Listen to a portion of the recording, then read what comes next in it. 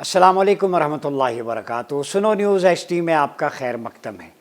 سب سے پہلے دل کی عمیق گہرائیوں سے نئے سال کی مبارکباد پیش کرتا ہوں، اس دعا کے ساتھ اللہم ادخلہ علینا بالامن والایمان والسلام ورضوان من الرحمن وجوار من الشیطان۔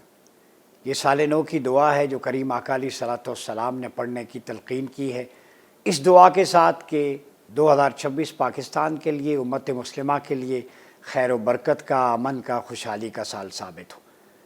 2026 میں جو کچھ ہونے والا ہے وہ پریڈکشن نہیں ہے۔ ہم ہمیشہ فیوچرسٹک اپروچ کی بات کرتے، جو کچھ ماضی میں ہوا، جو ابھی سب بندیاں لیٹسٹ ہو رہی ہیں، سب سے پہلے میں وہ آپ کے سامنے رکھتا ہوں، پھر احادیث کے کانٹیکسٹ میں اس کو سمجھنے کی کوشش کرتے ہیں۔ 2026 عالمی جنگوں کی دعوت دینے والا سال ہے۔ پہلا جملہ نوٹ کر لیں، صف بندیاں ہو رہی ہیں اور خاصی حد تک ہو چکی ہیں۔ جیسے ڈونلڈ ٹرمپ نے کہا کہ نیکسٹ فیو ڈیز میں یا منتھس میں کچھ بھی ہو سکتا ہے۔ پہلی جو پیش بندی ہے وہ چائنا اور تائیوان کا کانفلکٹ ہے، اس میں کشیدگی مرج کر رہی ہے، اور حالیہ امریکی $11 بلین سے زائد تائیوان کو جدید دفاعی ہتھیاروں اور ٹیکنالوجی کی سیریز کے انٹر ڈی ایف کی مدد، اور پھر چائنی فضائیہ، بحریہ اور فوجوں کا تائیوان کو چاروں طرف سے گھیرے میں لے لینا، اور چائنیز جنگی مشقیں بھی کر رہے ہیں وہاں پہ، جبکہ چین کے کانٹیننٹل میزائل ٹارگٹس امریکہ وغیرہ کی جانب سیدھا کر دیے گئے۔ Conflict number 1 China Taiwan conflict بنے گا China versus the rest of the world. Number 2 Iran Israel کشیدگی ایک دفعہ پھر ابھرنے کا نام لے رہی ہے۔ آپریشن وعدہ صادق دوم کے بعد جب اسٹرانگ آئرن ڈوم ڈسٹرائے کیا تھا ایرانینز نے، تل ابیب میں میزائل گرے تھے، اس کے بعد پہلی دفعہ دیکھا جا رہا ہے، اور اگلے کچھ گھنٹے بڑے اہم ہیں۔ جبکہ ایران میں مہنگائی کے خلاف تاجر اور سٹوڈنٹس کی آڑ میں عوام کو سڑکوں پہ لا کے اسرائیل، امریکہ اور 72 اتحادی حکومت بدلنے کا پلان شروع کر چکے ہیں۔ یہ ایکسرسائز پہلے بھی ہو چکی ہے، ایران میں گورنمنٹ کو ٹاپل کرنے کی یا اس کو تبدیل کرنے کی، یعنی ان ہاؤس تبدیلی لائی جائے، اور ایران کا جو اسلامی تشخص ہے اس کو سیکولرزم میں بدلا جائے، جیسے رضا شاہ پہلوی کے دور میں تھا۔ تو وہ جو باقیات و سیئات تھی رضا شاہ پہلوی کی، ان کو دوبارہ لائیں، اور ایک جو ایران کا سٹینڈ ہے، فرم سٹینڈ یونٹی کا اور سیہونزم کے خلاف کھڑا ہونے کا، اس کو پارا پارا کیا جائے۔ پھر سعودی عرب یو ای کو لے کر یمن کے حوالے سے شدید کشیدگی ہے، ٹھیک ہے، امید ہے یہ بخیر و عافیت نمٹ جائے، یو اے ای اسرائیل کے وسوسوں اور فتنوں اور مکاریوں سے بچے، وہ اس کا اعلی کار اور پپٹ نہ بنے۔ بظاہر لگتا ہے کہ یو اے ای اسرائیل کی گود میں بیٹھ کے کھیل رہا ہے۔ مسلم ورلڈ کے اندر اپنے جو کانفلکٹس ہیں وہ ایمرج ہونے کی بجائے ان کو مینج کریں ٹیبل پہ، چاہے یمن کے اندر جو پراکسیز چل رہی ہیں، سیریا کا کیا حال ہو گیا ہے، لیبیا کا، سوڈان کا، اب صومالی لینڈ بھی آ گئی ہے۔ تو یہ کانفلکٹ صرف مسلم ورلڈ میں کیوں؟ باقی جگہ یورپ بڑے چین سے بیٹھا ہوا ہے، امریکہ، باقی سارے مسلمان ممالک میں ہی کشیدگی کیوں؟ یہ سوالیہ نشان سوچئے گا ذرا اس پہ، کون کروا رہا ہے، کیوں کروا رہا ہے، اس طرف آتا ہوں۔ پاک بھارت کشیدگی بھی چل رہی ہے، اور مودی اور اس کے متشدد جو ساتھی ہیں پاکستان کو ہڑپنے کی دھمکیاں دے رہے ہیں، جبکہ آئندہ سال، ابھی جو یہ سال ہے 2026، زمینی، فضائی اور سمندری مشقیں جاری کرنے کا نوٹم انڈیا نے جاری کیا ہے۔ بنگلہ دیش اور بھارت کے درمیان کشیدگی ہے، 7 سسٹرز لگتا ہے انڈیا کے ہاتھ سے جانے والی ہیں۔ بنگلہ دیش میں جن زی کو موجودہ حکومت کے خلاف، ان کا لیڈر جو تھے عثمان ہادی، حریت کا اشتہارہ، ان کو شہید کیا گیا، اور سی سی ٹی وی فوٹیج سے بھارت ایکسپوز ہوا۔ اب یہ بیان بازی پارلیمنٹ سے لے کے ہر طرح تک سفارتی تعلقات ختم کرنے کی وارننگز یہ بھی چل رہا ہے۔ روس اور یوکرین میں پہلے ہی جنگ جاری ہے، اب بہت خطرناک ہو چکی ہے۔ روسی صدر پیوٹن کو مارنے کے لیے 91 ڈرونز ایک ساتھ اس کی رہائش گاہ پر لگے، لیکن وہ بچ نکلا۔ اب روسی ریاست کی جانب سے ڈومز ڈے یعنی قیامت کا سور میوزک بجا کر روس کی جانب سے شدید خطرات اور ہر حد پار کرنے کا اشارہ دیا جا رہا ہے۔ یہ ڈومز ڈے ریڈیو اسٹیشن ہے ایک رشین، جب بھی اس میں سائرن یا ایسی آواز بجتی ہے تو سمجھ لیں کہ یہ کوئی نقارہ ہے۔ تو یہ ہوگی، حدیث میں بھی ہے کہ جو کمیونسٹ ہیں، لادینی قوتیں ہیں، ان کا اور یورپ کا مقابلہ ہوگا، اس میں شاید مسلمان بھی اتحادی ہوں گے، یہ مل کے لڑیں گے کمیونزم کے خلاف، رشیا ہو یا باقی طاقتیں ہوں، لیکن پھر یہودی اور عیسائی مسلمانوں سے دھوکہ کریں گے، پھر جنگ مسلمانوں اور یہودیوں اور نصارہ کے درمیان ہوگی۔ تو یہ بھی پہلا فیز مجھے جو لگ رہا ہے کہ رشیا اور یوکرین وار یہ پھیلے گی، ایکسپینڈ کرے گی یورپ میں، اور بعض عرفاء کہتے ہیں لندن میں رہنے والوں کے لیے ایک بری خبر ہے کہ شاید وہ کھنڈرات کا ڈھیر بن جائے، پولینڈ بن جائے، یورپ کے کچھ ممالک شاید صفحہ ہستی سے مٹ جائیں۔ فتنہ خوارج، ان کے خلاف پاک فوج کا آپریشن جاری ہے شد و مت کے ساتھ۔ ایک اور محاذ وینزویلا ورسز یونائٹڈ اسٹیٹ، امریکہ دنیا کے سب سے زیادہ تیل و گیس کے ذخائر کے مالک وینزویلا کو ہڑپنا چاہتا ہے، سارے دولت کے ذخائر۔ یہ شیطان اکبر اسے کہا گیا تھا، شیطان بزرگ، ٹھیک ہے۔ وہ منشیات کی وینزویلا کے ذریعے مدد سے امریکہ میں رسائی کا الزام بھی لگا رہا ہے، حالانکہ ثبوت اس کے نہیں ملے۔ بہرحال صفیں باندھی جا رہی ہیں، نیٹو کا لشکر بھی تیار ہے، اور نیٹو کے بارے میں آپ صلی اللہ علیہ وسلم نے فرمایا کہ ان کے اتحادی عالم کفر وہ 80 جھنڈوں کے ساتھ مسلمانوں پر حملہ آور ہوں گے، ہر جھنڈے کے نیچے جو ہے وہ 12,000 کا لشکر ہوگا، تو 80 کو 12,000 کے ساتھ اگر ضرب دیں تو 9,60,000 کی فوج بنتی ہے۔ میں پہلے بھی کہہ چکا ہوں، اس حدیث کی اپلیکیشن یہ ہے کہ نیٹو جو دجال کا لشکر ہے اپنی صف بندی کر چکا ہے، تو مسلمان بجائے امام مہدی علیہ السلام کے لشکر کی صف بندی کے وہ سوڈان میں، صومالیہ میں، شام میں، اب یمن میں مختلف ایشوز پپٹس بنے ہوئے مغربی طاقتوں کے، اور آپس میں لڑ رہے ہیں، ٹھیک ہے۔ اب ایک چیز جو ویل للعرب یہ حدیث ہے میں آپ کے سامنے رکھوں گا، اب کچھ لوگوں نے کہا اس کی تشریح کریں، آپ بڑا کوٹ کرتے رہتے ہیں اس کو، من شر اقترب، کہ وہ عربوں کے لیے ہلاکت ہے، وہ ایک بلا جو ان کے سر پہ آ گئی، مصیبت۔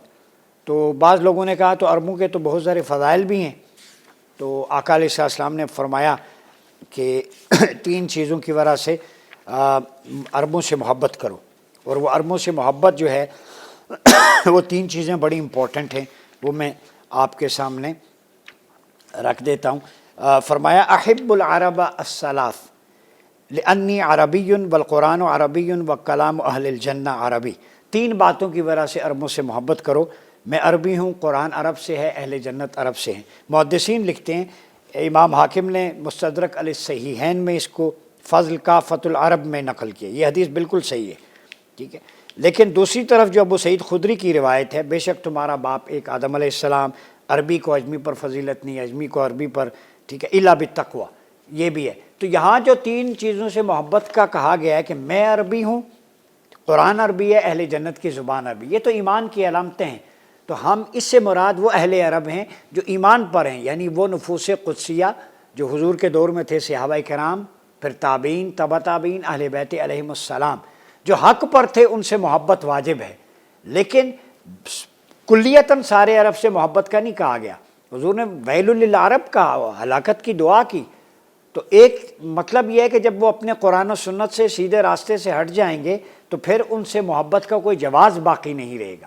آج عرب میں دیکھ لیں جو کچھ ہو رہا ہے۔ ایک کانفرنس ہوئی تھی قاہرہ میں 1994 کے اندر، اور اس میں کچھ مسلمانوں کے حوالے سے بات کی تھی کہ ہومو سیکسویلٹی اور ان کو کلچر سے کیسے دور کیا جائے، پروموٹ کریں، ان کا فیملی سسٹم جو ہے وہ ڈسٹرائے کیا جائے۔ 2000 میں پھر چائنا میں کانفرنس ہوئی، اس میں انہوں نے کوئی 80 پیجز پہ ایک رپورٹ پیش کی تھی۔ آج میں امت مسلمہ کو خبردار کر رہا ہوں کہ وہ رپورٹ کے خلاصہ میں آپ کے سامنے رکھتا ہوں۔ پوائنٹ نمبر 1 انہوں نے کہا مسلمانوں کی کلاسیفیکیشن کریں تو 4 قسم کے مسلمان ہیں۔